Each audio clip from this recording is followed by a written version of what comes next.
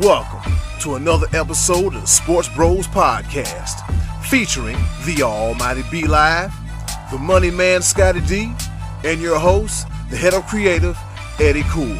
The Sports Bros Podcast is a sports podcast that's by the fans, for the fans, talking sports just the way you like it. And without any further ado, let's give it up for the Sports Bros. You know what time it is. Once again, it's time for your favorite sports podcast, none other than the Sports Bros Podcast. This voice you hear and the face that you see, that's if you watch the videos on YouTube, which you should, is none other than the HOC, Eddy Cool, head of the creative over here at the Sports Bros Podcast, all right? And of course, you know I am not rolling by myself. I have two of the best co-hosts in the world. Introducing first, the almighty B Live. What's happening? What's going on in the world today? I am so excited about this episode because last week's episode just really it dug in deep, and the money man was real upset about the name of last week's show because he is really, really deep in the hot dog business. So very much. You should go see my boy every Wednesday for the minor league game where he's going to be serving all the hot dogs in the world. Man, oh man, it is the number one attraction in Washington, Pennsylvania. Man, and you should advertise that more, man. It's an exciting opportunity. Nope. Eddy Cool, I'm sorry, my bad. Go ahead and introduce that other guy. But before that, while we do that, ladies and gentlemen, if you have not watched or listened to episode 119, Do Something Nice for a Hot Dog, we strongly suggest that you do that. The other part of episode 119 will be up shortly. By the time you hear this, it'll already be up. But yeah, the inspiration behind the title of episode 119, the pride of Washington, Pennsylvania, the illest hot dog slinger this side of the Mississippi River and the Appalachian Mountains, the one, the only, the pride of Washington, Pennsylvania, the money man, Scottie D. All I have to do is dream. Dream, dream, dream, dream. This was a dreamy kind of week. Friday night, I met ECW legend Tommy Dreamer. On Thursday night, I watched the Yankees, White Sox in the Field of Dreams. And currently, I am dreaming about kicking some tail in fantasy football here on the Sports Bros this year. That's going to happen. And guys, speaking of happening right now, what's happening in Washington, Pennsylvania, I am not cooking hot dogs currently for the Washington Wild Things, but the Pony League World Series is here in town, guys. And it's always an exciting attraction. You know, the Little League World Series goes to Williamsport, Pennsylvania. But here in Washington, Pennsylvania, we have teams from all over the world come in the 13 and 14-year-old age group. So it's an exciting time here in Washington. Our team, the Washington host area team, is playing Puerto Rico as we speak. So good luck to that team. And good luck to you guys trying to hang with me here on this episode of the Sports Bros Podcast. I mean, like I said, Scottie D, you are the inspiration behind Do Something Nice for a Hot Dog because go ahead. I do have to say this. You know, isn't there a song out there that says 2 out of 3 ain't bad? Yeah. So I mean, yeah, you know, Field of Dreams, absolutely. I give you that one, Scottie D. Meeting Tommy Dreamer, that's a big one. Yeah, that's 2. That whole thing about you dreaming about winning the fantasy football league, Sports Bros Fantasy Football, ain't gonna happen because you know there's one guy in the league that's a three-time Sports Bros Fantasy Football champion, formerly known as the Cool Football League. We've only done it twice. We've only done it twice, so I don't know how that's possible. Formerly known as the Cool Football League, now it's the Sports I was Bros not Fantasy a part Football. of that. I was not a part of that. And so you're an expansion team member. That doesn't take away. Last year is still under protest because out of the kindness of my heart, I allowed you guys to do a podcast with me, Scott Donnelly and the Sports Bros.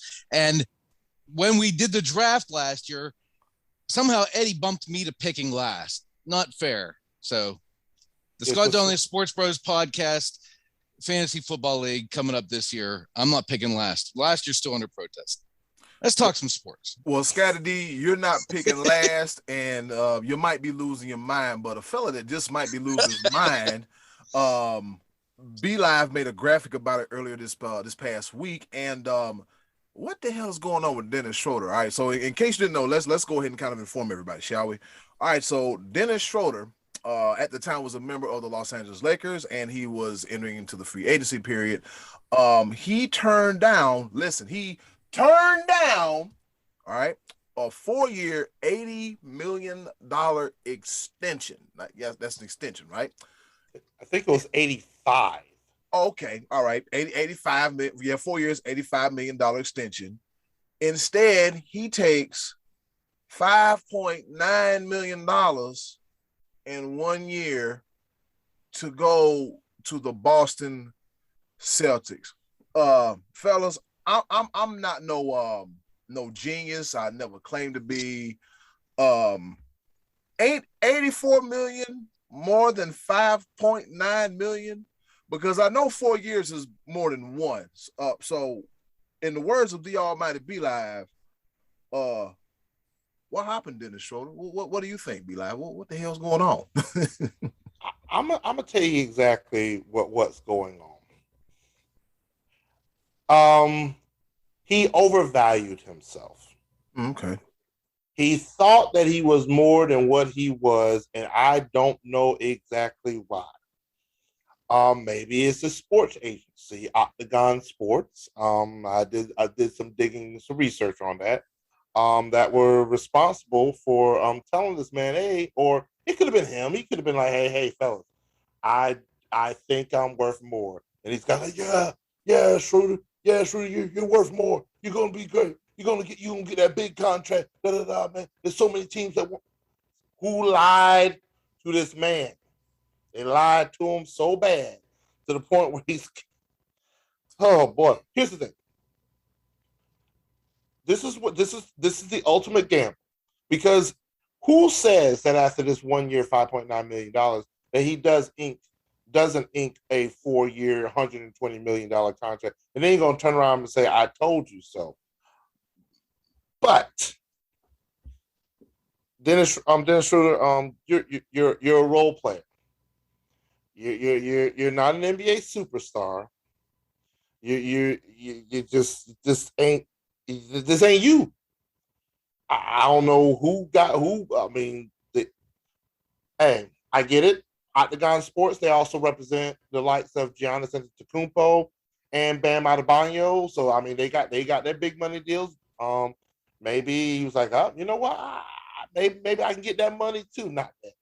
I don't know. Giannis is a 2-time MVP, and Bam just literally had one of the biggest blocks I've ever seen in playoff history last year. I don't know.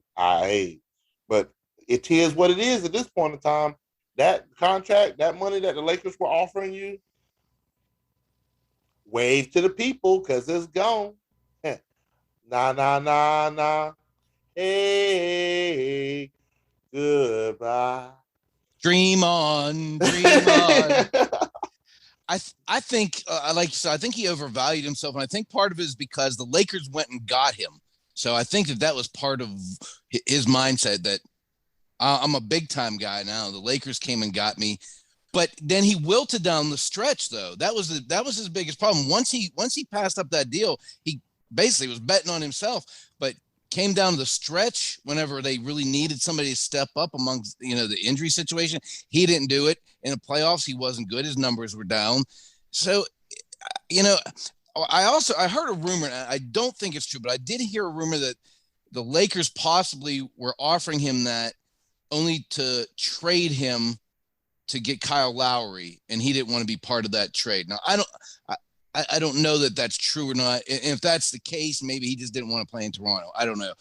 I heard that was refuted, so take that for what it's worth. But like you said, I think his agent was telling him we can do better once we hit the free agent market. But when the market opened and all these big contracts went to these other guys, there wasn't a whole lot of wiggle room to get Schroder under any kind of cap, not for the kind of money he wanted, but I mean, this is a prove it deal for him now. I mean, if he's ever going to get back to that kind of money the Lakers offered, he's got to really light it up for the Celtics next year. I don't know that he's that kind of player. This is his third team in 3 years. And from what I heard, there was not some favorable reviews in the locker room and behind the scenes with this guy. So he's really got to prove it if he's going to get another deal. But Lakers are full of veterans. They don't need him at this point anymore. Yeah, I think when you turn down like that much money, I'm not gonna lie to you. I don't know if I'll ever see 84, 85, $86 million in my lifetime. All right. And I still got a ways to go on God's green earth, in the words of Harley Race. But it's two things I'm thinking about this during the whole time. First of all, as you mentioned, Scottie D, could there be something going on behind the scenes, like in the locker room that we know nothing about? Could he be, tired of players' way, or just maybe he's just not happy? I mean, I heard, I think it was the Robert Ory podcast. He bought Schroder bought like a $3 million house, like just bought like a $3 million house not too long ago. And could there be some dissension among the ranks as far as LA goes? And then on top of that, LA, Boston, 75 degrees, Sam Adams from Boston, snow, and all this other stuff. And who does Boston have? Like, what do you? So you take a pay cut to freeze your ass off? I don't understand it. In the words of Shula King, can anybody tell me what the hell is going on? I don't understand it. I don't. Well, Boston, I think, became like really his probably best and maybe only option at that point. So he had to take it. I mean, it's not like $5.9 million is nothing to sneeze at. I mean, that's still, that's dream money. But for a guy that was seeking better than $12 million a year, I mean, he just had to take it. And maybe it works out for him. Maybe he goes up there and he fits in better than he did in LA with Tatum and those guys up there. Who knows? I don't know. To me, that seemed like a knucklehead thing to do, but that's where I stand on it. Knucklehead. High level knucklehead activities. Welcome to the club, Dennis Schroder. I'm going to add somebody else to the high level knucklehead situational, because Dennis Schroder is not the biggest loser of this past year and the free agency market. Because it has been reported at the beginning of 2021, there was another player that was offered in the likes of a 4-year, $113 million extension. Turned that down. Then was traded to another team and turned down a 2-year, $45 million extension, which he turned that down. And now he just signed a 1-year league minimal contract in the likes of a little over $2 million. So you go from almost $30 million a year to 2.9 for 1 year. Who was it, B-Line? Who was it? Who? Victor Oladipo. Oh. So yeah, he was with the Pacers before the Pacers traded him. There were sources say that they reported, reports say that they offered him the maximum league extension at the time would be 4 years, $113 million. Come to find out, then he got traded with that whole what that boy named James Harden ran off to the Nets and everything. He's part of a 3-team trade that went to the Rockets, and the Rockets could have offered him the same thing as the league maximum, but then essentially offered him 2 years, $45 million, and he turned that down, and now he's gambling on yourself. So there's going to be 2 players to watch out for this year, in the likes of Dennis Schroder and Victor Oladipo, to see if Victor Oladipo, if I do believe he signed with the Miami Heat. So okay. It's not a bad that might be quite interesting to see if he can shine. That seems like a team that has put some pieces together to make a good push this following season. So we shall see. But yeah, $2.9 million. You gambled on yourself. Let's see what happens in 2022. Yep, in 2022, yeah, Victor Oladipo, Dennis Schroder, refusing money. Look, if you throw me $2.5 million, I'm sitting on the end of the bench. And I'm going to be happy. I'm going to be a cheerleader. By the way, fellas, Udonis Haslem is coming back for 20th season, I think. Yeah, I saw that. Yeah. 41 years old. Yeah. He's going to choke somebody before the end of the season. It's going to happen. It's just if and when. If that's a Vegas prop bet, I'm putting all kind of money on it. I'm putting everything. I'm putting the farm on it. I swear I am. I am. Switching over to Major League Baseball, we had a special game, a theme game, if you will, this past. It was a Thursday night, fellas. I think it was Thursday night. Yeah. Yes, It was Thursday night. And if you build it, they will come. They sure enough did build it, and the people came out to see the Field of Dream game between the New York Yankees and the Chicago White Sox. I watched bits and pieces of it, but I heard the ending was pretty good. Scottie D, what you think about the Field of Dreams game? Man, it was super cool. It was really cool. The whole production was cool. Starting off with Kevin Costner wandering around the field, and then watching the guys behind him slowly come out of the cornfields and celebrating that. Man, that was all right, man. I tell you, it was really cool. It had that kind of the old school feel, like a throwback feel. The guys were wearing the old school type of uniforms. 8,000 people in the stands. I mean, that for those guys, that must have felt like, being at a little league game or minor league game, something that was, taking them back to their younger days. It had a nice feel to it. The game was good. It was a beautiful evening to watch. I mean, it had everything going for it. It actually was like a perfect night of baseball, except for my team that I was rooting for did not win. When it came down to the game itself, it started off hot, couple dingers, a little bit boring in the middle, and then the Yankees staged just some big time comeback with two-run homers with their big guns in the ninth inning, Stanton and Judge, and then showing one of their big weaknesses right now is the Yankees and that's their bullpen. And Zach Britton went in and gave up the walk-off homer to Tim Anderson, who's a star for the White Sox. And that was like a perfect ending for them. And, they're in first place for a reason. That's a good baseball team. So that was pretty cool. I like the whole feel of it. I kind of have a feeling this is, I know it's already been talked about. This is going to be like a tradition to do this now once a season, like they kind of like what the NHL does with their outdoor game.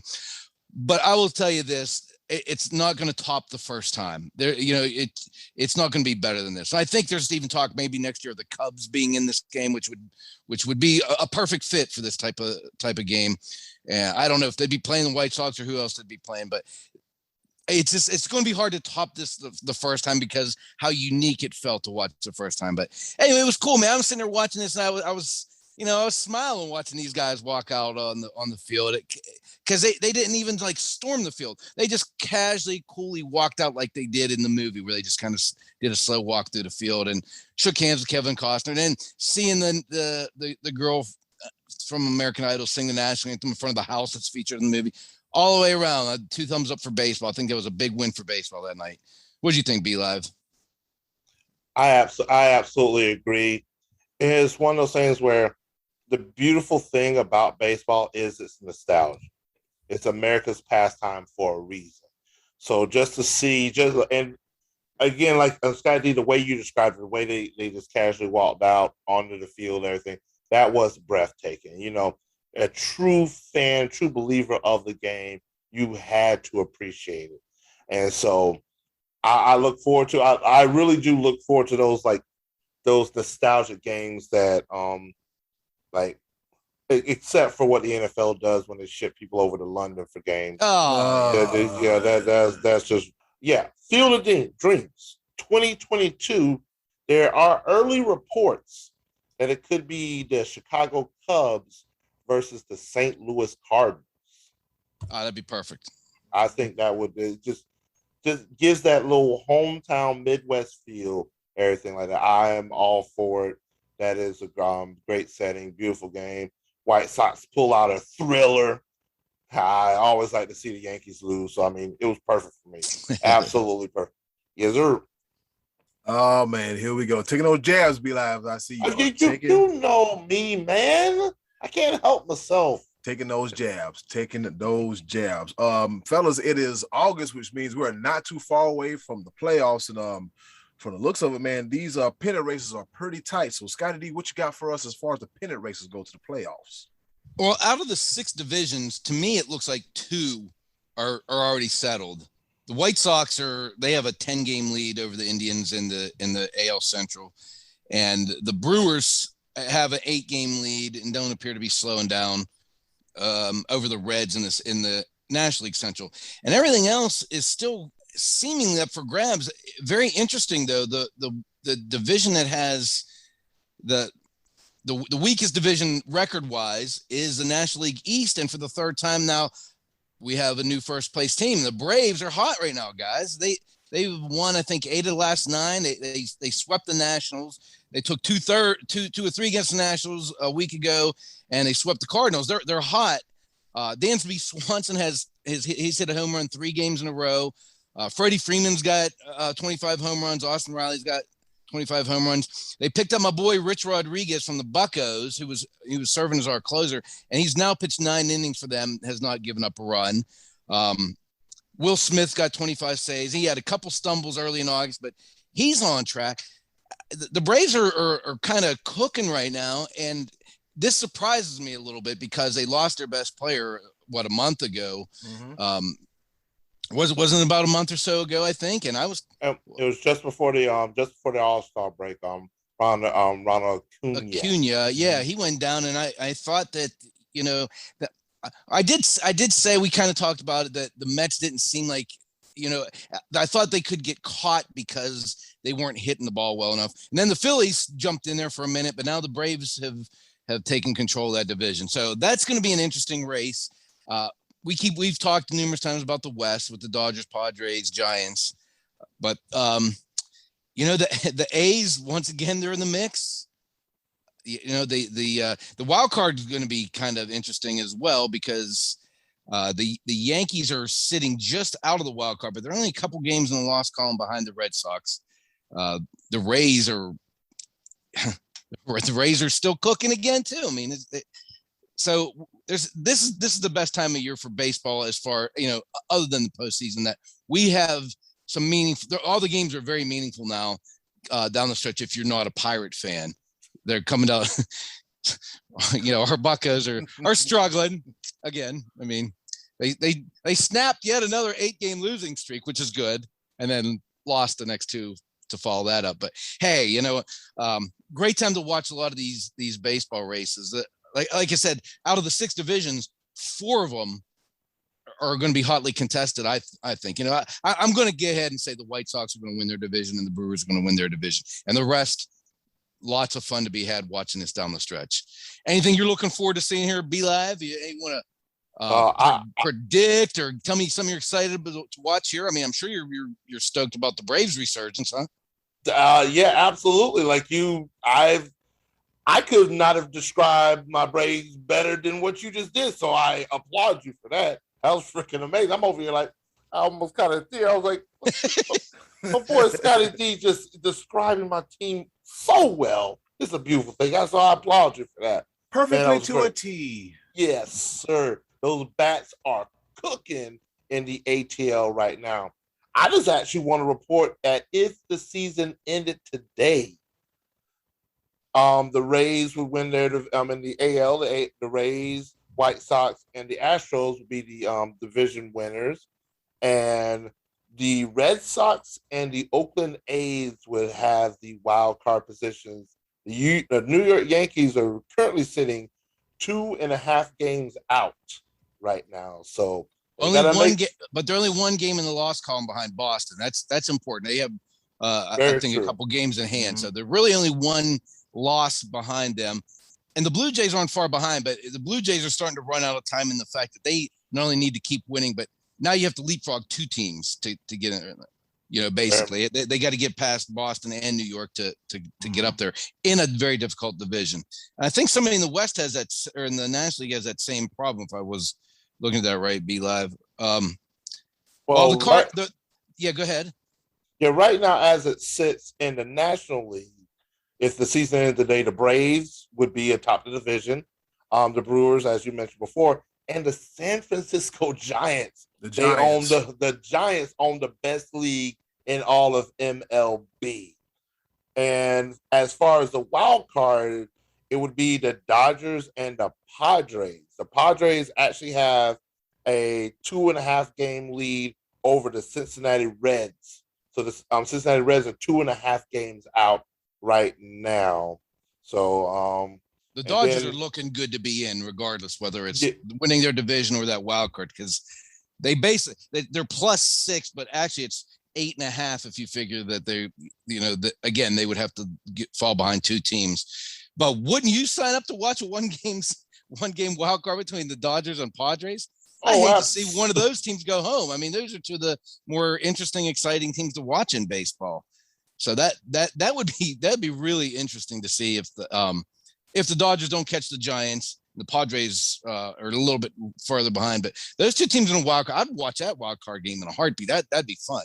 Oh, I'm telling you, sign me up for it. I am all for it. And guess what else we're all for, fellas? It is the NFL preseason. Some teams have finally played some more games, all right? And so it's nice to look around and see, we got football on TV. Even though it is preseason, some people are like, I feel some kind of way about preseason. But you know what? It's a chance to see your team and see what they can do and the possibilities of the future in the upcoming season, what's going on. So, fellas, the question I have for you two guys, all right, based on the week 1 performances, which rookie will we see on opening day starting under center for their respective teams? Will it be Trevor Lawrence, Zach Wilson, Justin Fields, Trey Lance, or Mac Jones? Which one, fellas, do you think?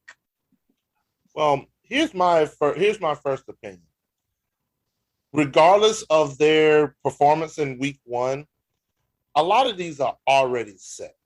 Trevor Lawrence is starting week 1. That's pretty much a given. Mm-hmm. I think Zach Wilson in the Jets, he's already solidified. He's going to start.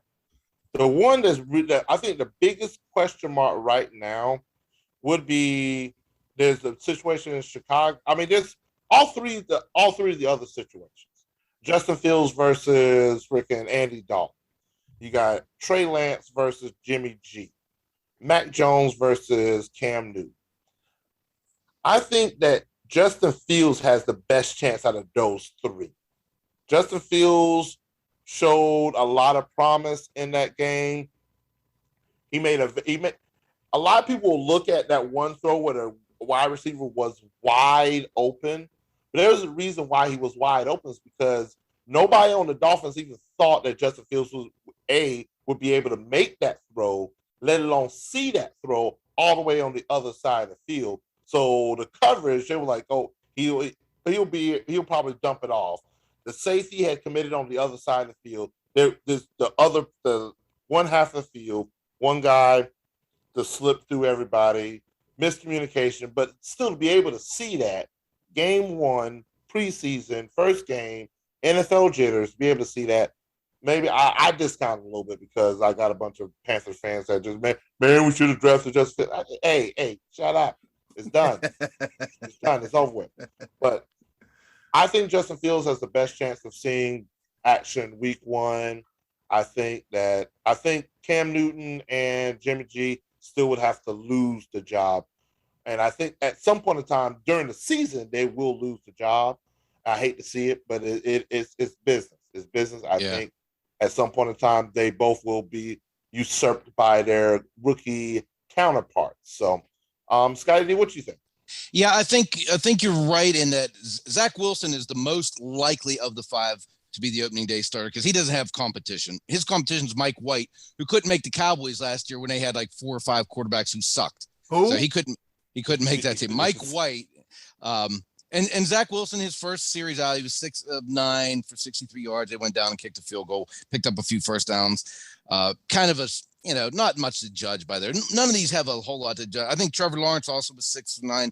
He does have a little competition with Gardner Minshew, but I think, like you said, I think he's most likely going to be the starter. I think the one least likely is probably Trey Lance, because I do think the 49ers still have a lot more confidence in Jimmy G than, it's not like he was terrible. He got himself into trouble by being hurt and unreliable last year. But if he has a strong camp, that team can still win with him.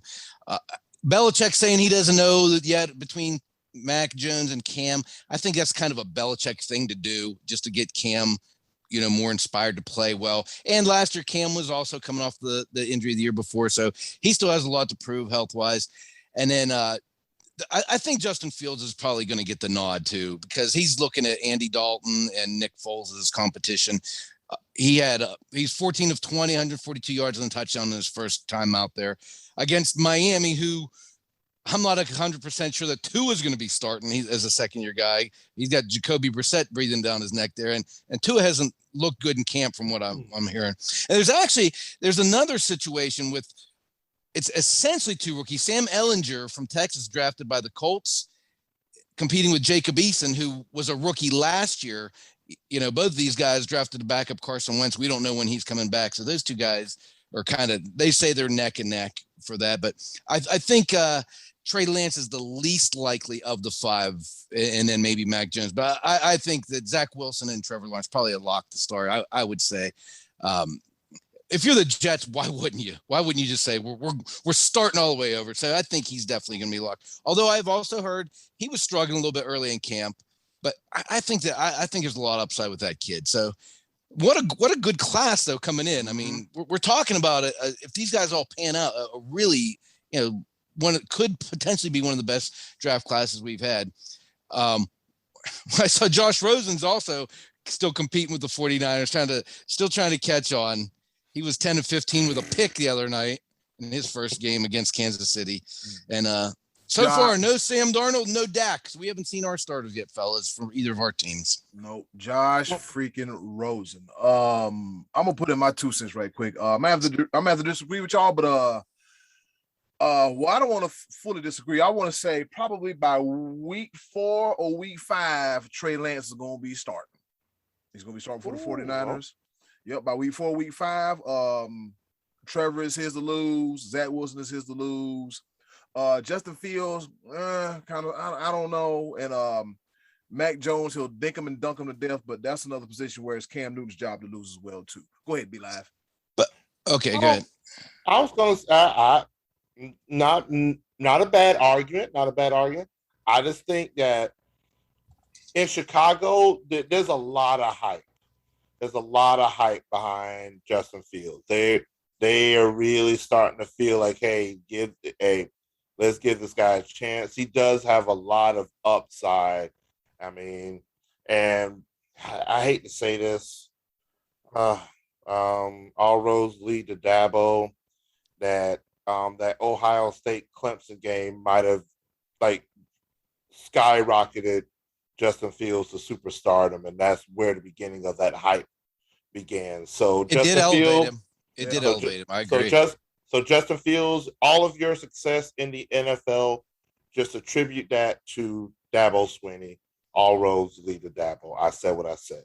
I was going to say a similar thing as you, B-Live. I was going to say to Eddie, don't you think it's going to be hard in Chicago for that coaching staff to keep Justin Fields on the sideline? Because those fans they've been looking for a quarterback for 60 years. Yes, if they think he's on the sideline and Andy Dalton's playing or Nick Foles is playing, they ain't gonna be none too happy if Chicago loses a game or two. So don't you think, Eddie, the fans are gonna put extra pressure on that coaching staff to get that kid in the game?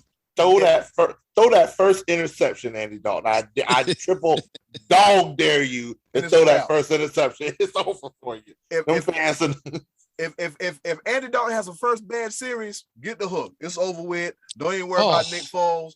Go ahead and put doggone Justin Fields in, not now, but right now. But fellas, with that being said, guess what we're gonna go to? Not now, but right now. And guess what time it is? What time is it? I'm not wearing a watch. What's going on? I don't know. Usually I have a watch, but hold on, looking at my phone. What time is it? Hello? Is that time? Okay. It is time once again for our favorite portion of the show, the choices of the voices. With that being said, hey, yo, Button, hit it. And now, our favorite part of the show, the choices of the voices. Well, you heard the woman. It is time once again for our favorite portion of the show, the choices of the voices. Where are my manners? Once again, thank you to the wonderful and ever so lovely Miss Button for introducing our favorite portion of the show, the choices of the voices. Thank you, Button, so very much. She's a very intricate part of this here portion of the show. And of course, with that being said, before I start doing my incoherent rambling, which I'm currently doing, Scottie D, save me. What's the question for this week's choices of the voices? All right. Last week, we asked you what your favorite NFL football helmet was. And this week, excluding your favorite team, what is your favorite college football helmet? And there was a lot of really good choices on here. I started thinking of trying to figure out mine, and it took me, I still haven't completely narrowed it down. There's a handful out there that I really like, and a lot of those were mentioned. And I will definitely tell you the one that I think is the worst. But Eddie, what did our audience tell us here as their favorite helmets? Here we go. All right, we got the Hall of Famer himself, Uncle Max. Him and the Almighty B-Live got into it, some verbal jousting on these threads. And I'll tell you what, if you, I'm gonna put us on gallery view for a second.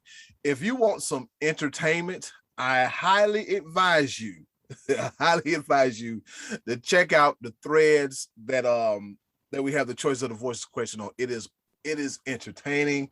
People arguing. It's a little bit of cuss word. It's just passionate sports. This is the Sports Bros podcast by the fan for the fan. I'm sweating thinking about it, but guess what? It is all fine and dandy. And in the words of the Almighty B-Live, I digress. All right, Uncle Max said, allow me to change my answer then, because he picked his own team and then another team. Penalty box. He said Southern Cal and then Iowa. Southern California and the University of Iowa. I like Iowa's. Iowa's a hot one. I like that one. Yeah. I see. Here's the thing. Southern Cal. It's just that I'm a Southern boy, so I'm just West Coast biased. Just seeing them, and they didn't deserve to be in these situations and championships.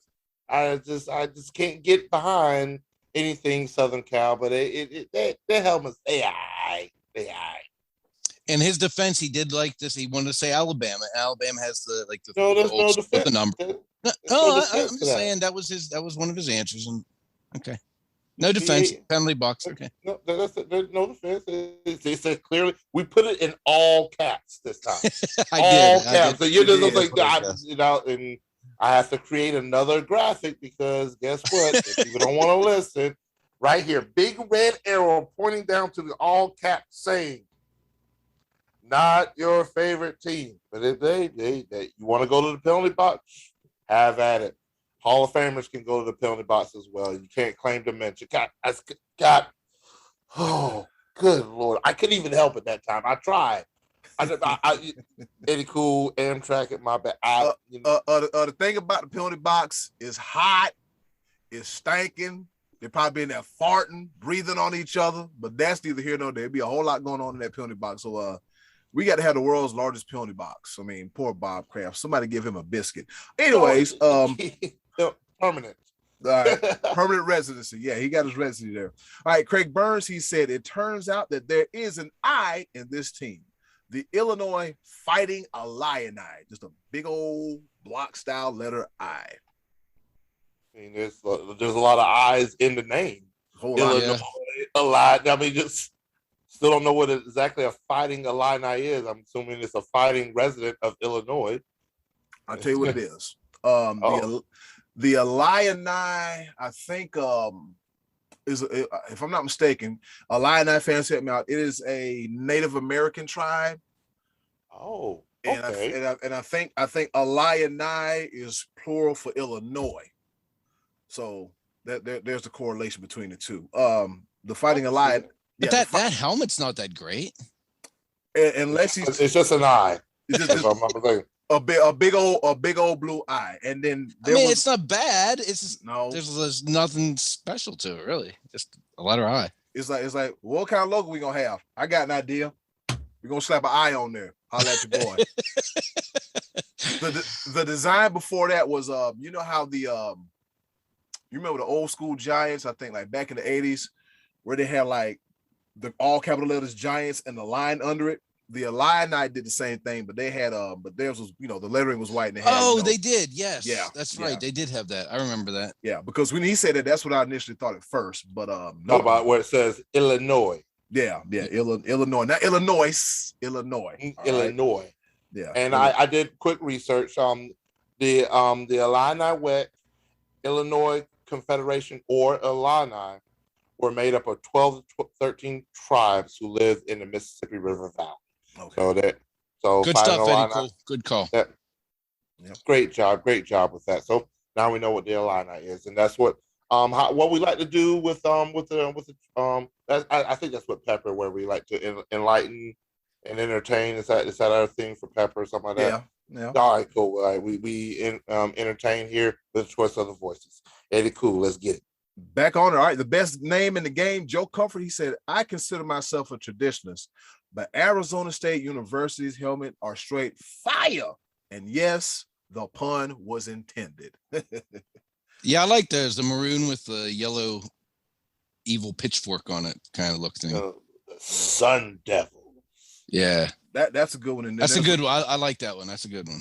Yep. And then there's the one with the actual Sun Devil on there like this with a pitchfork. So, yeah, they said that's a hot place to play. I forgot which game that was. I don't know if it was last year or the year before. It was super hot. It was just hot. It's Arizona's hot. So what do you expect? All right. They don't grow grass out there. So you think that, you know, that you're gonna be dry in Arizona.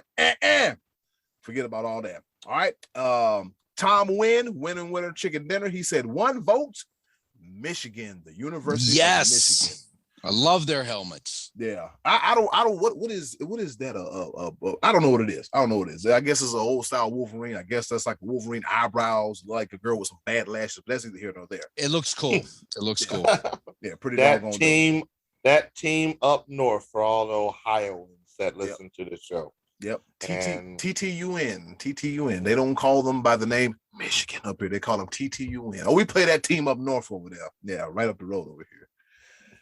Yep. Sean Massengill, what's up, Sean? He said the Oregon Ducks. The question is, which one? Which helmet? Like they've got 50 of them. Yeah. They got like 3 of them. I promise you, if you look directly at the helmet during a daytime game, you will be blinded.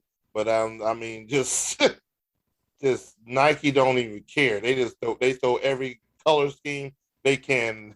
They want to make sure that they know that their founder, that their CEO is a Duck alumni. Good Lord. What are the uniform? Yeah. How many uniform combinations do they have? Like it's a ridiculous amount. They just make new ones up all the time because they can. Yeah. The perks and bennies of being from Oregon, and hey, that's my school. Slap an O on it. Slap an O on the side of the head. They gonna slap an I. We gonna slap an O. I'll let your boy. All right. All right, so here we go. We got Rodney, Hot Rod. He says, anchor down. I can dig Vandy's helmets. I think Vanderbilt had an alternate uniform and had an alternate helmet where it's an anchor and it's black. It is pretty damn dope. Yeah, they have a chain design going up the middle to the back and an anchor on the back of it. And then they have their V inside of a star on the sides of the helmets. It does look really cool. The picture that he posted up here of the 2 helmets, they look pretty cool. The Commodores of Vanderbilt. I don't know if their talent could match their helmets. Not gonna happen. No, definitely not. Never happen. What football player came from Vanderbilt? Exactly. Cutler. Did he went to Vanderbilt, right? Yeah. Oh, okay. All right. Yeah. See what I mean? Yeah. You gotta. Yeah. That's bad when you forgot where he went to school at. Old smoking sour face Jay Cutler. Here we go. Another one with all the potential in the world. You remember when the Chicago Bears had that lapsing quarterback? He could have been a stopgap, but he just, I don't care. I'm gonna date a hot woman and throw football. Jay Cutler. I don't care. All right. I'm gonna throw in a quick caveat because I had to look it up. and I just Google it real quick. The Oregon Ducks football program is known for their jaw-dropping style when it comes to outfitting their players. With more than 500 uniform combinations. Why? For what? For who? Because they can sell more product. So how many games are there during the season, Be Live? Is it what, 13, 12? It's right now, if they make it to the Pac-12 championship, they'll be 13. If they make it to the playoffs, they'll be up to 15. And we're not going to talk about that 12 twin playoff just yet because I think the SEC just threw a wrinkle in that. My bad. I digress. But yeah, up 15 games. So in order to play out 500 uniform combinations, that would take on the better part of over 30 years. Wow. That's a whole lot. It just They're gonna miss kickoff time, mess around in the locker room. Like, which outfit do I wear? This makes me look fat. Oh, my bad. hey, can you get the the Achilles Smith helmet, the yellow one with the dunk on it? Yeah, no. What, the Joy Harrington era? That one? No, I don't like that one. What about the current one? Yeah, I'll take that one. Yeah, we fashion problems on the damn football field. Ain't that something? All right, we got Matty Ice, Martin Tracy. He said Iowa, #1. That's 2 for the Hawkeyes. Caw-caw. And Notre Dame, #2. Just all go everything. I see Notre Dame. Here's the thing. I don't like Oregon blinding you, but Notre Dame has that tradition. So when they go with the what's it called? It's chrome, right? They go with the chrome helmets. Who, Oregon? No, Notre Dame. Notre Dame is gold. Gold. Yeah, gold. Gotcha. No, I'm talking about the I like it's chrome plated, like it's chrome, like it's a gold color. Yeah. Like, I know you're talking about. Mm-hmm. Okay. They spray paint that gold every week, I think. Yeah. Gotcha. Poor helmets. Yeah, I could dig it. So it's tradition. That's another tradition one. Yeah. That's their trademark. Yeah, that's their thing. What they call, what's their nickname? The Golden Domers. Yeah, that's yeah. Yep. All right. And then we got Corey Longren. He says Michigan wing style. That whole big eye, whole eyelash on the side of the helmet is pretty good too. 2 for Michigan. All right. We got terrible Pete Talansky. Oh, this is a fun one. He said, so here is the big question. Do I join Uncle Max in a penalty box and say the Pennsylvania State University because they do have the best helmets all around? Or do I follow the rules, like we ask you to, and say the Notre Dame Fighting Irish? With that class is gold helmet, or the TCU Horned Frogs, just because it's cool looking. Okay, TCU is just kind of cool looking. Okay, I'll give him that. Yep. And 2 for Notre Dame, and I did also because terrible Pete Delansky wanted to not follow the rules as well, and then on top of not following the rules, then he's gonna mention D. Oh, it's like, oh, you. So I had to pull out of the archives one of my old What Happened Wednesday videos and show my utter disdain for D when Ohio State tried to trademark it. Get out of here. I now almost wish that Ohio State could trademark it so Penn State and terrible Pete Delansky couldn't carry it on with D. And go ahead. Yeah, I'm gonna power on too, because I told you a little bit ago I was gonna tell you the worst helmet. When you just pull a helmet out of the box and it's white and you say, here, go play, that's the worst. There's no imagination, no design. I mean, there's no logo on the side of the Notre Dame, but they take the time to spray paint it gold. That's their tradition gold. When you just get a box of helmets from the factory and you open up the trunk, say, white, does this one fit you? Play ball, go ahead. No. That's lazy and ugly. Doesn't it have like the one stripe in the middle? I think so. Yeah, and the one stripe in the middle, and then they put a whole bunch of little football stickers on the back of it for your little achievements or whatever. And their home uniforms are just white. It's all white. White helmet, white. It's like they. What can you possibly wear to practice? if that's your game day uniform. Just not nothing. Not only the white helmets, the all white uniforms, but then you pack out the stadium with 100,000 people wearing all white, like just white on top of white.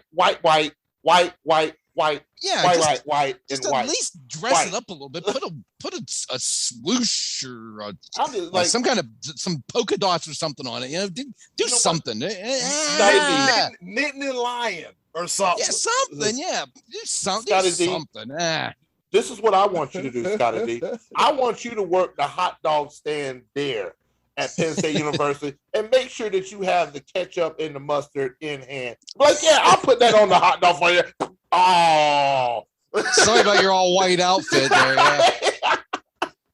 And sorry about this pit shirt that I'm wearing while I'm at work here too. Oh man, that terrible Pete Delansky. That's how we feel about the all white Pennsylvania State. I hope he's listening instead of just crashing our party on Facebook. I hope he's listening to this and feeling these insults coming at him. This is one of those ones where I'm gonna have to pull out an excerpt and make sure that I post it on Facebook of this part right here where I'm talking directly to you, terrible Pete Delansky. How dare you try to put me in our own penalty box? Yes, all roads lead to Dabo. I said what I said. Eddy Cool Amtrak this thing because I could go on for days. Yeah. How dare you, sir? Yeah. Ladies and gentlemen, we are the Sports Bros Podcast. And like they say, when you do what you love what you do. It ain't work. It is all love. This is why we do this every week, 120 plus episodes. This is why we do this. Thank you so very much for the choice of the voices. All right, here we go. We got JR. He said the Coastal Carolina Chanticleers. Good one. Those are nice. Absolutely. I want to take this moment right here, right now. JR, we appreciate you listening. You finally followed instructions. And you came with a good answer on top of that. So, yeah. Yes. Well, I want to acknowledge that. It's only taken you 120 episodes to finally do the right thing. Thank you, JR. Thank you for the first time. We greatly appreciate you, sir. Couldn't just give him a compliment. You had to go the extra mile.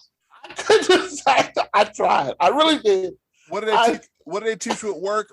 You gotta learn how to give the sandwich compliment. You just be live over there giving a double decker of hey, that's nice, but wait a minute, here comes the mustard. Oh, here comes the sauerkraut. Ooh, this sandwich about to get nasty. Here comes the horseradish steak, but put the bun on top, man. Good job.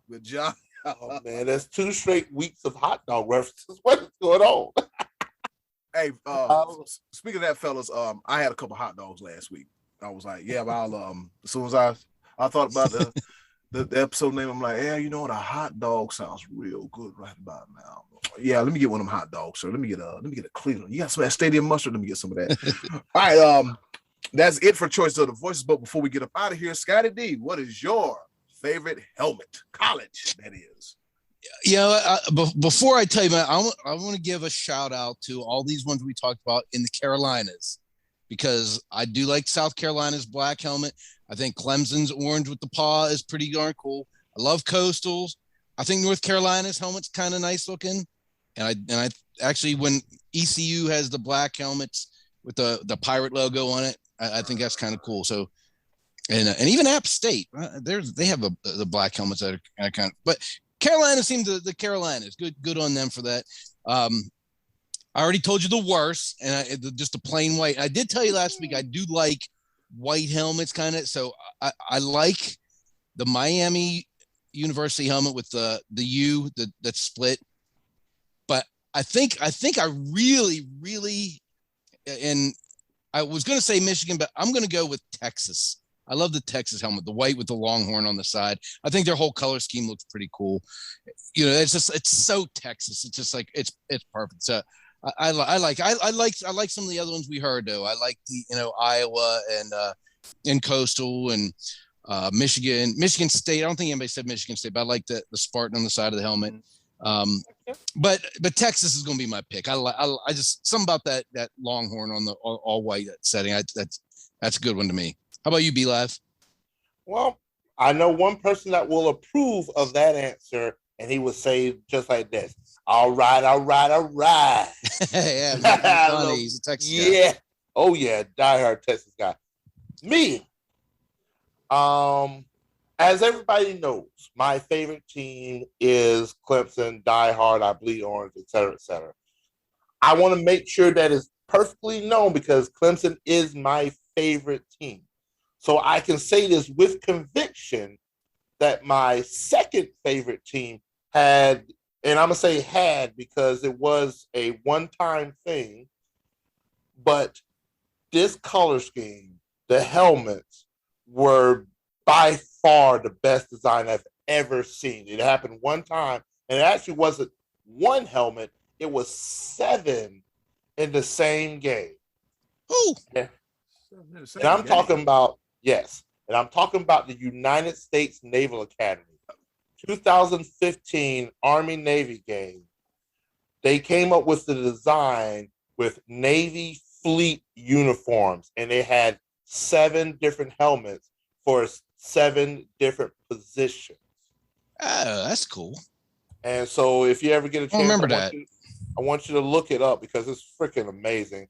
So the quarterbacks, all the quarterbacks on the play, had aircraft carriers on their helmet designs, and the aircraft carrier is known as the ultimate decision maker. This is where, like, I mean, you have so many different fleets that run from the aircraft carrier is always the basis of every fleet.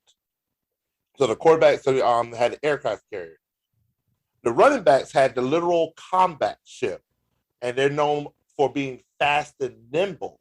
So you had the running backs that had a literal combat ship on their side. The wide receivers, they had submarines on the side of their helmets. They're predominantly utilized as blockers, but bring significant firepower when called upon. So wide receivers are submarines where they can deliver a nice little package and run through the seams, as it's called.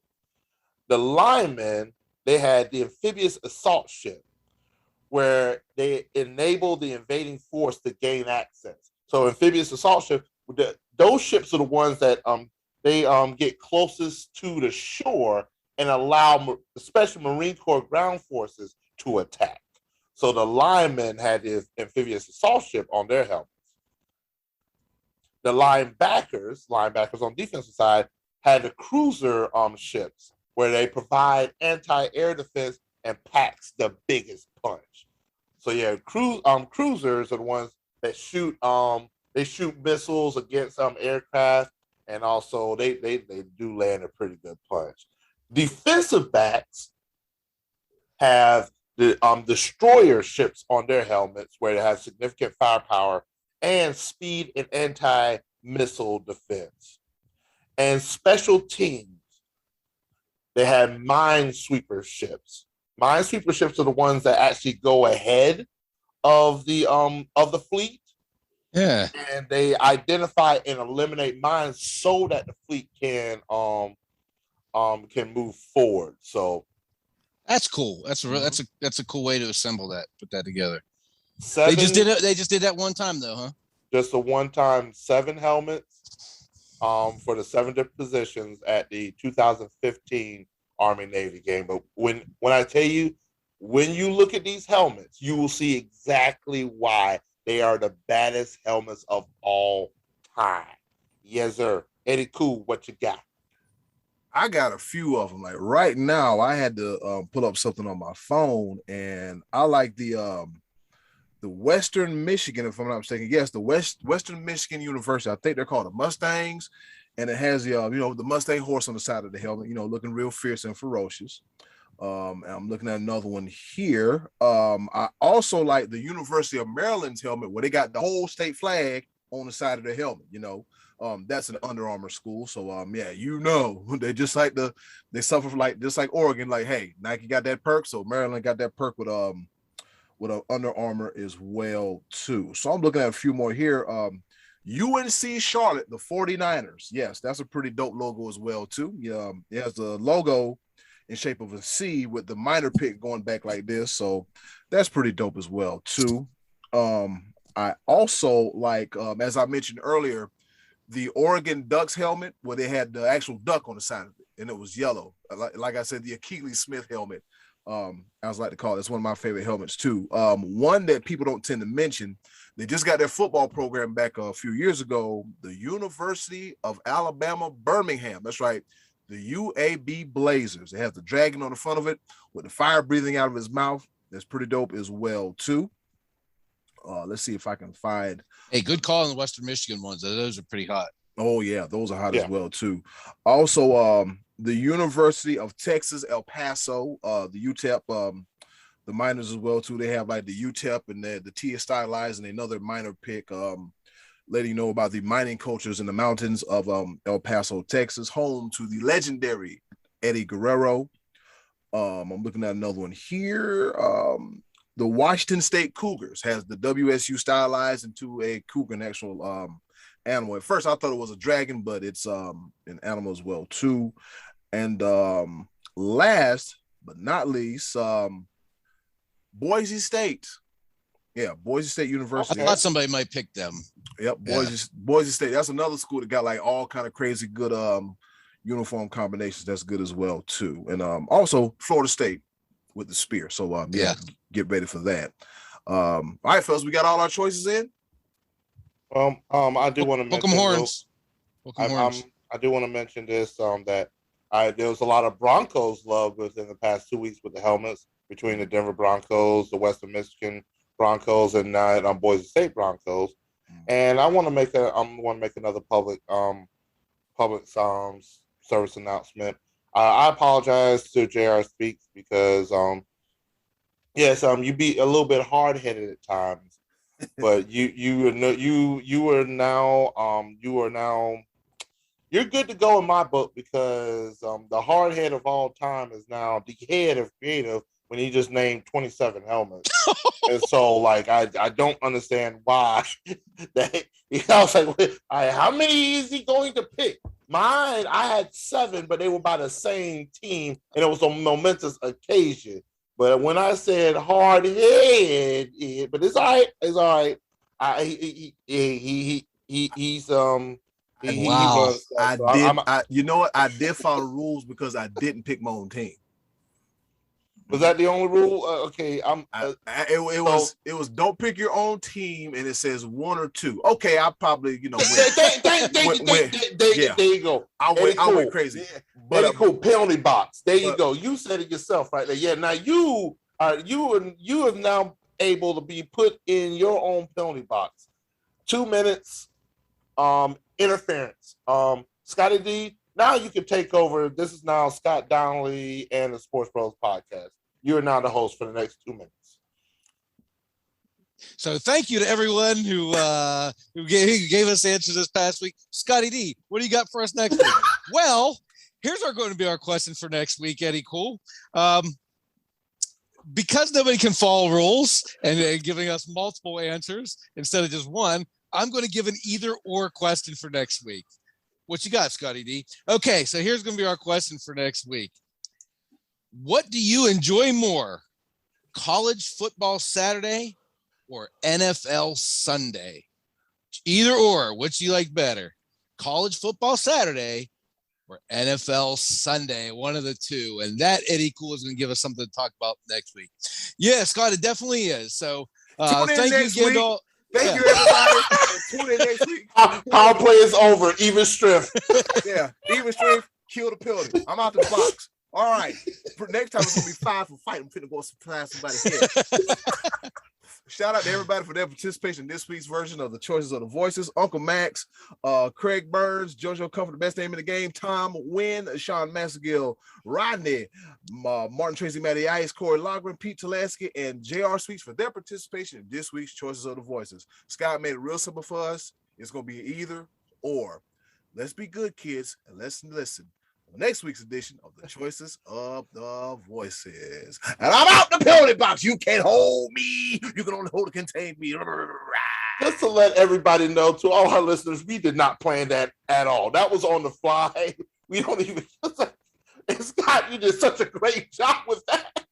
I'm crying. I'm literally crying. You did such a great job with that. Wait till they see the video. Oh my God. Improv podcasting. Let's go. See y'all next week. Choices of the Voices. Okay, boys, let's bring it home with a round of pepper. Yep, that's right. You heard the woman. It's time to get the hell up out of here and go home. We got another round of pepper. That's right. 3 topics, rapid fire style, kind of, sort of, not really. We're here to engage, enlighten, educate, and entertain. Yes, I finally got it right. I had it written down and I forgot about it, but that's neither here nor there. In typical fashion, I'll go first with some history for you. All right. On this day back in 1973, Willie Mays hits his 660th and last home run off of Dan Gullett of the Cincinnati Reds. Yep, he said, I'm going to hit this 660. I'm going to flip this bat, and I'm out. I'll holler at y'all later. Over to you, Scottie D. Oh, dream situation here for a young man, 21-year-old Nico Ali Walsh, who won his debut boxing match this past Saturday night on ESPN with a TKO over Jordan Weeks. This guy is the grandson of Muhammad Ali.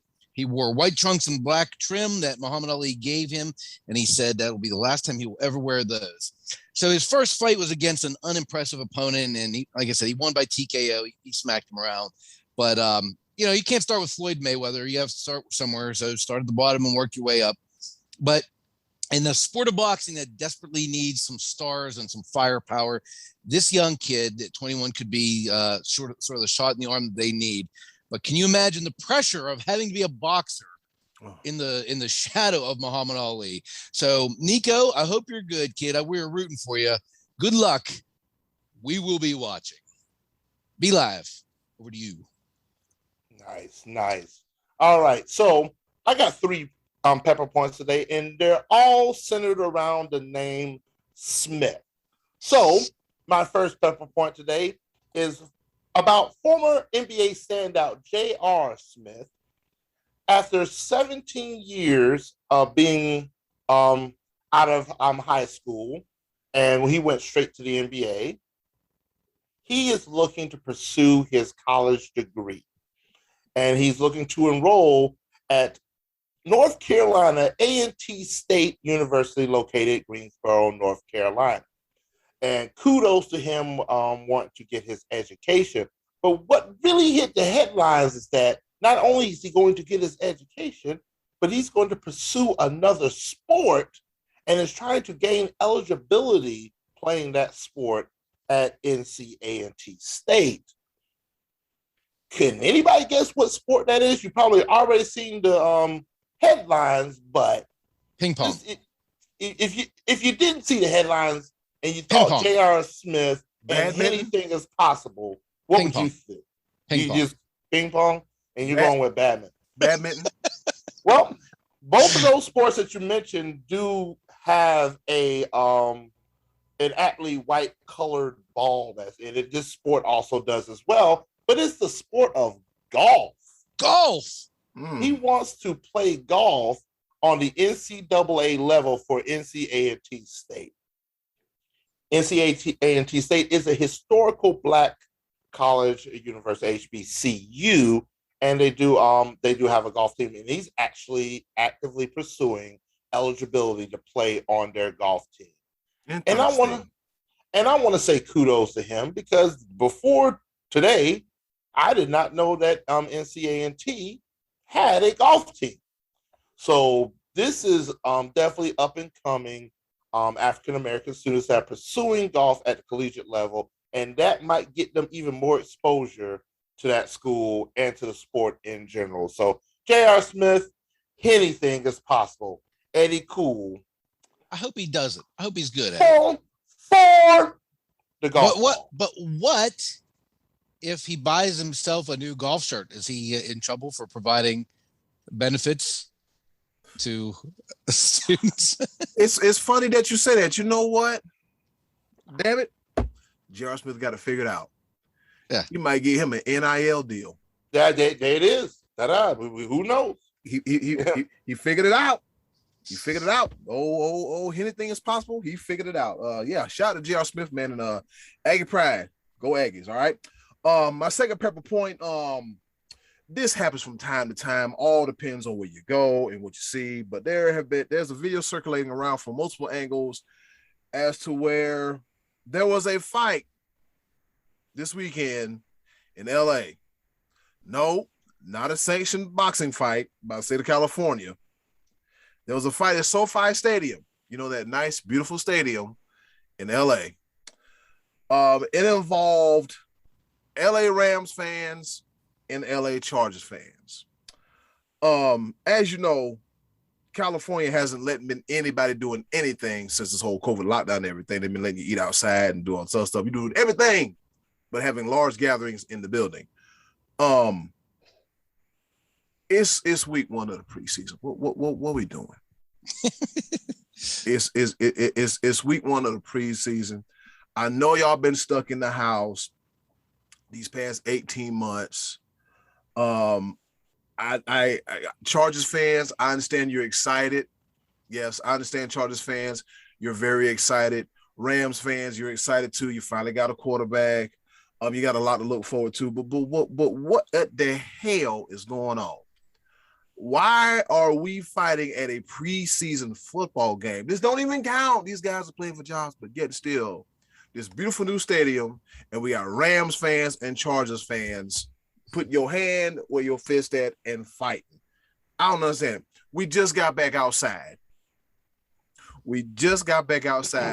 And this is what happens. You want to go to the stadium and fight.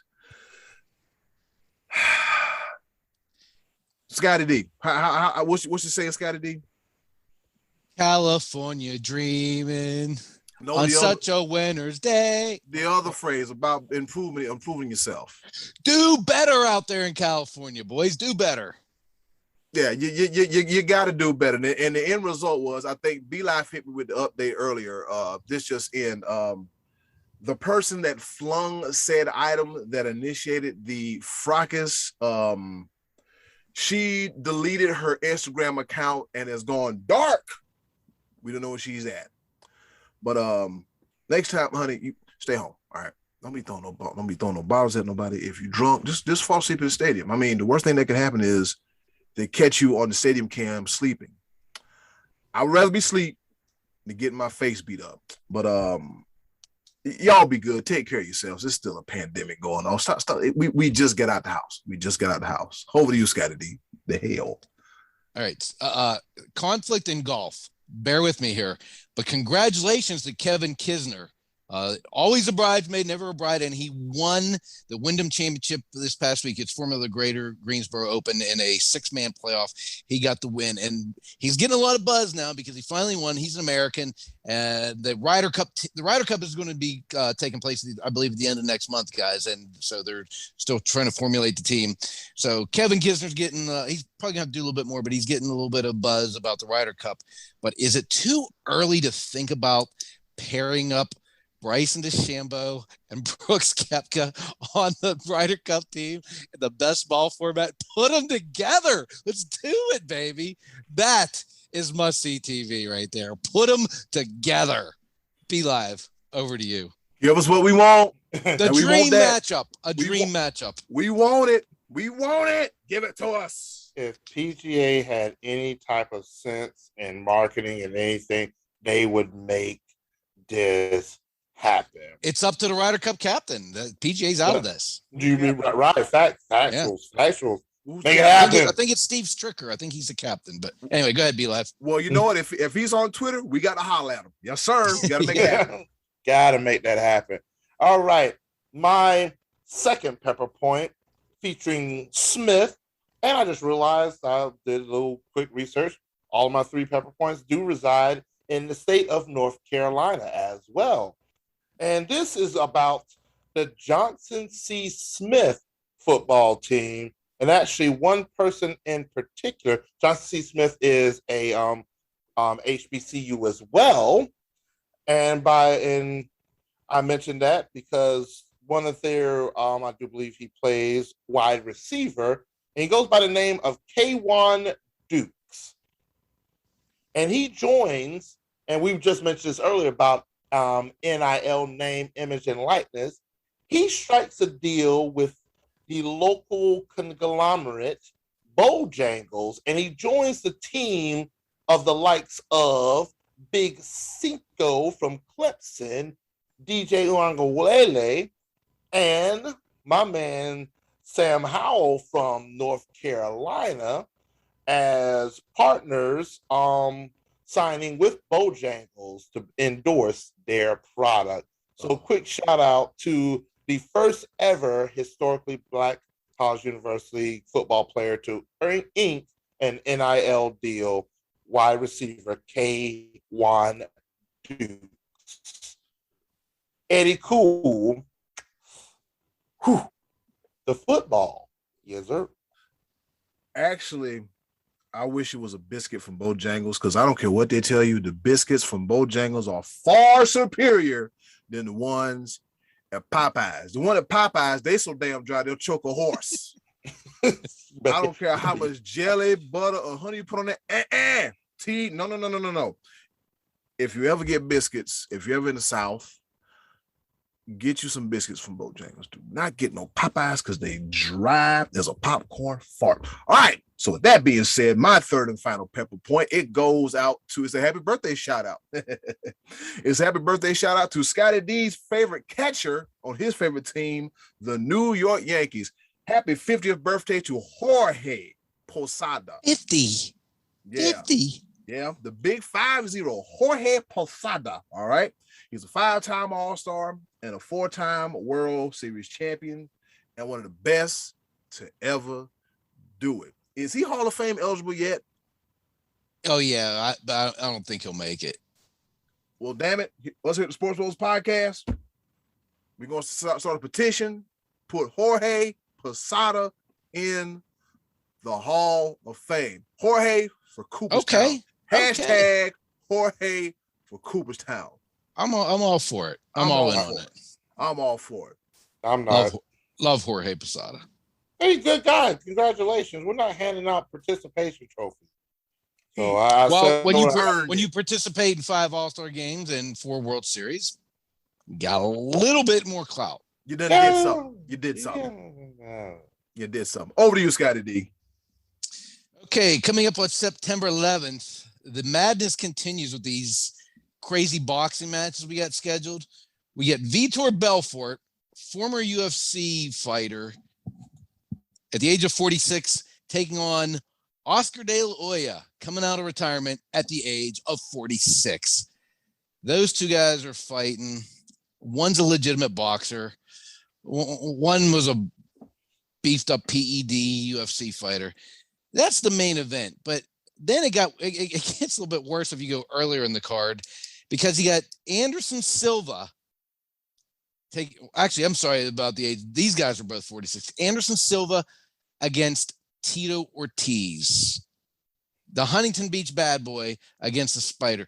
2 former UFC guys who past their prime in the sport they're good at. They're going to be fighting 8 2-minute rounds. And guess who the referee is going to be? None other than Big John McCarthy.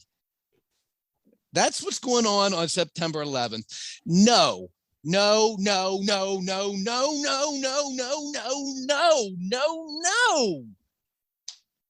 Be live, over to you.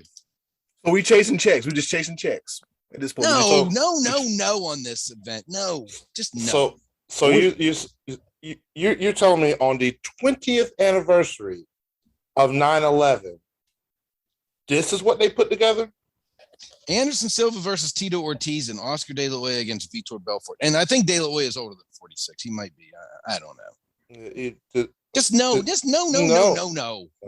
No. Where's my sign? Where's my sign? Who booked this mess? Oh my Lord. Well, that's gonna be a tough act to follow when it comes a nightmare. That's a nightmare. It's not a dream. Yeah. Do better. Please, for the love of God. But I'm going to try my very best, and I try to bring thunder and lightning when I close out around a pep. If it's anything like last week, let me put us on gallery view. I want this to be known that last week is going to be pretty tough to follow. But remember my theme has the name Smith and has the state of North Carolina. Making his broadcasting color commentating debut was none other than Agent 89 Steve Smith Sr. And he did not disappoint because he gave zero beeps whatsoever. He told it like he told it. He said what he said, and he really had little to no regard, especially when it came to wherever this part of commentary came from, that he felt the need. And I'm thinking, this, you know what? It may be his name counterpart on the Panthers that goes by the name of Shi Smith. You see, I did that. And so Steve Smith actually has been impressed by Shi Smith's performance during training camp and during the first game, but he made a reference to the school that Shi Smith went to and a certain quarterback that used to play for the Gamecocks and now plays for the Utah Utes. And it goes by the name of Jake Bentley, which, by the way, Steve Smith did not mention by name. He said, and I quote, "Utah got a QB from South Carolina, and it didn't go well at all. I know we need to talk about the Panthers, but let me tell you, I went to a Utah practice and watched him, and they thought he played better in games. But let me tell you, football is not his sport." He ain't lying. He not lying. He ain't lying. The ultimate burn from one of the greatest wide receivers in the history of the game. And from his alma mater. Jake Bentley made Steve Smith's radar from his alma mater. Thank you. I was wondering what the reference point was, but that makes it even better. The University of South Carolina, the Coots. Oh man. The hits just keep on hitting. I love it very much so. Steve Smith, I will be listening intently to your game commentary, even to the part of when it was 18-18. It was a tie game, preseason game number 1, new rule change that there's no more overtime games. And mind you, this game is in Indianapolis. And during the commentary, he's like, I forgot who the other guy was. He was speaking to Steve. He was like, "Oh man, you think you can handle an overtime game? You think you can handle? Man, I can't handle right now. I'm trying to get home to my wife." Oh, right. So, tell us how you really feel in the middle of the game. Thank you, Steve Smith Sr. Jake Bentley. Ice up, son. Yes, sir. And B-Live, there's another Smith. Alex Smith is going to be joining ESPN this year as an NFL analyst, just to capitalize on your Smith points there. Yeah, I did see that. I like it. I like it. Alex Smith, man, comeback of forever. Yeah, we mentioned that, and now joining the ESPN team. Man, I wish you the best of luck with that. With the 4-letter network. I mean, we tried to sign him with us, but the contract negotiation didn't quite work out. We tried to ink a deal with Tommy Dreamer. We were put on hold, and that but we were close. We got a picture with them. I mean, hey, we're coming up. I promise you. We will be signing the big names come 2022. The Sports Bros Podcast. Yes, sir. We tried to sign Skip Bayless, but we're too heavy for him. For his personal preference. We're a little bit chubby for him. That he doesn't like chubby people. Oh, so man. He's not in favor of Mike McCarthy because he's chubby. I guess he likes those lean, fit coaches who don't win playoffs like Jason Garrett. That's more Skip Bayless' style. Jenny Good job, Taft, friend. I love you. I love you because she was not for it. Oh my goodness. It was like I have just as much right to say what I want to say too. I was like, woo! Oh, I love it. I love it. And I love it. Even as a Cowboy fan, I can't stand Skip. Ugh. And that's your man, Scott. That's your man, the Cowboys. No. Good old Drip Bayless running his mouth and crying about the Cowboys. Can't take it. Oh, Lord have Eddie, mercy. take us home, man. Send us out of here. Ladies and gentlemen, this has been episode number 120 of the Sports Bros podcast. Check us out everywhere. On Facebook, we got a Facebook like page. We have a Facebook family group as well too. YouTube, Instagram. I ain't got time to go through all the socials. Just look at the description box. The links are all over the place as well too. All right, fellas. Anything to say before we get the hell up out of here and watch Monday Night Raw? I'm gonna try not to fall asleep through it. Go ahead. Farewell. I've said all I have to say. I am out of stuff to say for the week. He is done. B-Live, you done too? I want to actually do a quick little shout out to Game Day Apparel right here located in Fayetteville, North Carolina. Black-owned business, 114 Hay Street. Made this shirt for me. Little Be Live up. See, I told you I messed up the direction. Right here, got my nickname up here. Got my Panthers colors and everything. Christian McCaffrey. I appreciate this. Also want to give a shout out since this has been a hot dog themed 2 weeks. I also want to give a shout out to Dog Slingers here in Fayetteville, North Carolina. All veteran owned and veteran operated. They operate a hot dog cart that was out at 2803 Rayford Road here in Fayetteville, North Carolina on Friday and Saturday evenings. They do provide some wonderful hot dogs when I'm doing karaoke. Enough hot dog talk. Oh, man. Appreciate, definitely want to support small business here in Fayetteville. This be your boy, Be Live in the 2-6. And, yes, sir. And with that being said, in closing, there we go, Scott. And in closing, do something nice for yourself. And if you can do something nice for someone else, they'll greatly appreciate it now more than ever. By next week, we won't be talking about hot dogs no more. And in closing, goodbye, good night. This has been another episode of the Sports Bros podcast. Y'all take care as we get up out of here. Goodbye, good night. Turn off the lights quick. Bye, y'all. Dream. All right, y'all take care. Goodbye. Have a good night. Yeah. See you next week. Yes, sir.